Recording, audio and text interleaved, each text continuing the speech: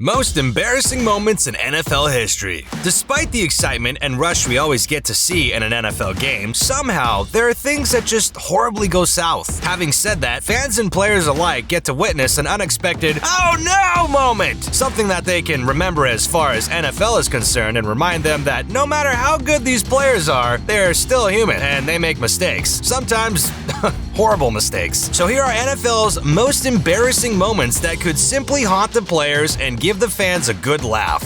Or cringe. First stop, we have the infamous 1964 wrong way run. Jim Marshall, a defensive end playing for the Minnesota the wrong way and instead went into his own end zone. Quite a turnaround for a professional player like Jim, only this time that it went for the worst. To Cheerly, this is not the best way to recover from a fumble, guys. It was the nuttiest thing I'd ever seen, says Gary Alderman, a teammate of Marshall playing as an offensive tackle. Number 2. Eugene Robinson winning the Man of the Year award. Due to his good demeanor and leadership on and off the field, the NFL awarded Robinson the Bart Starr Award prior to playing Super Bowl 23. However, in a sudden twist of events, the night before the game, Eugene was arrested for attempting to solicit a prostitute. To make matters worse, it was later found out the prostitute he solicited was an undercover cop. I wonder what Bart Starr would say about this. So much for that good boy image off the field. Third, the Bears versus Redskins, 73-0. On December 8, 1940, the Chicago Bears played the Washington Redskins in a sold-out Griffith Stadium in Washington, D.C. Using the T formation as their offensive strategy, the Bears controlled the game until the last minute, resulting in a scoreless Redskins. The Bears scored 11 touchdowns, which is still regarded as the most one-sided victory in the history of the NFL. 3 weeks earlier, the Redskins defeated the Bears in a 7-3 regular season game, where the Redskins owner George Preston Marshall was quoted saying, "Bears were crybabies and quitters when the going got tough." After the 73-0 blowout, one writer jokingly yelled, "Marshall just shot himself!" Well, it seems like George learned his lesson the hard way. I mean,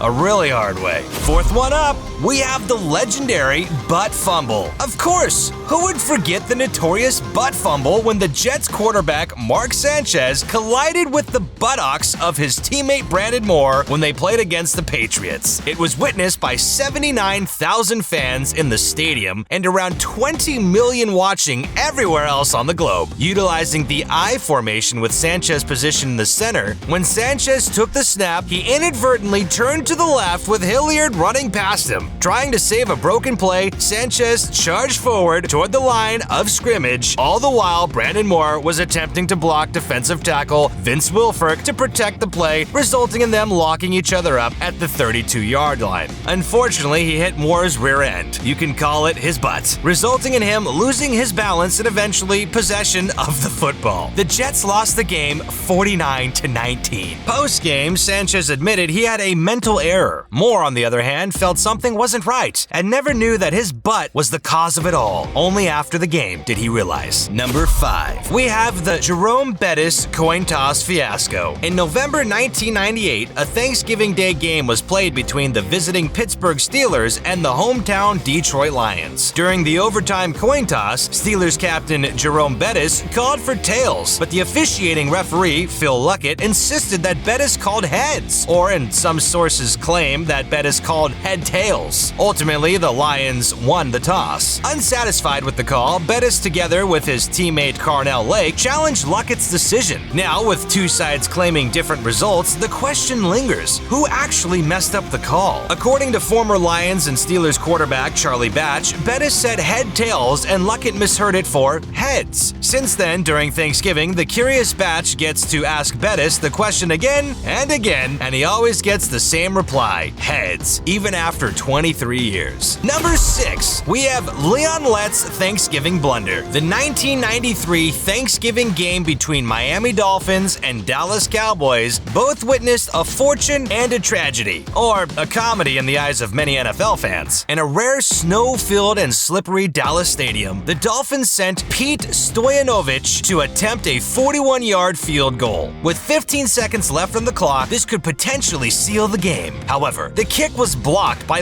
Gillette's teammate Jimmy Jones, and the ball dropped several yards away. And this is where the mistake occurred. Kick rules, the ball was awarded to them on the 1-yard line. The Miami Dolphins won the game 16-14. Number 7. The Chris Hansen accident. Back then, former Jaguars coach Jack Del Rio had a stump in the locker room to uplift the players' morale. The player got to take turns in chopping it until Chris Hansen's turn came. However, in a sudden turn of unfortunate events, Hansen missed the mark and somehow ended up seriously wounding his non-kicking foot. The injury he sustained needed several stitches to close up the gash, and because of this, he was immediately put into injured reserve, keeping him out of the rest of the 2003 season. The axe and stump disappeared from the locker room after that incident. The axe remained in the team facility as they consider it to be team memorabilia. Nobody knows where the stump is today. On to number 8. Mike Vanderjagt's missed kick. What makes this such a big deal and an embarrassing moment at the same time is that Mike is such a talented kicker. However, with a bit of cockiness that even his teammate Peyton Manning used to call him an idiot kicker for. Vanderjagt lined up for a potential 46-yard field goal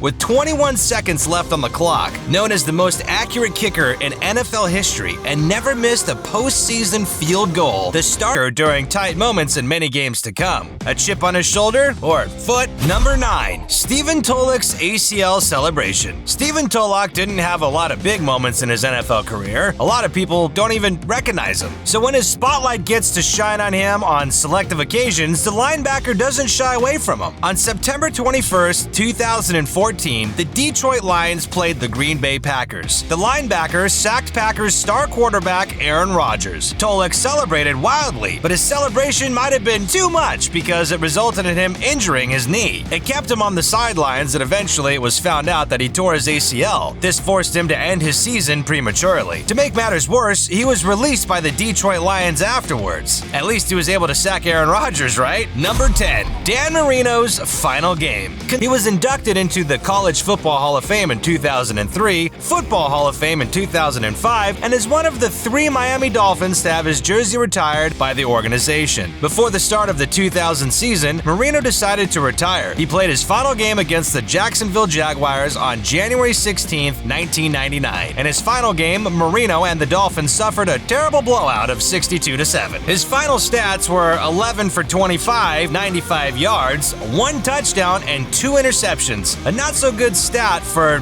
closing a stellar career. If you enjoyed this video, make sure to hit the like button and subscribe to our channel for more fascinating sports content. Until next time, keep cheering for your favorite teams and witnessing history on the gridiron.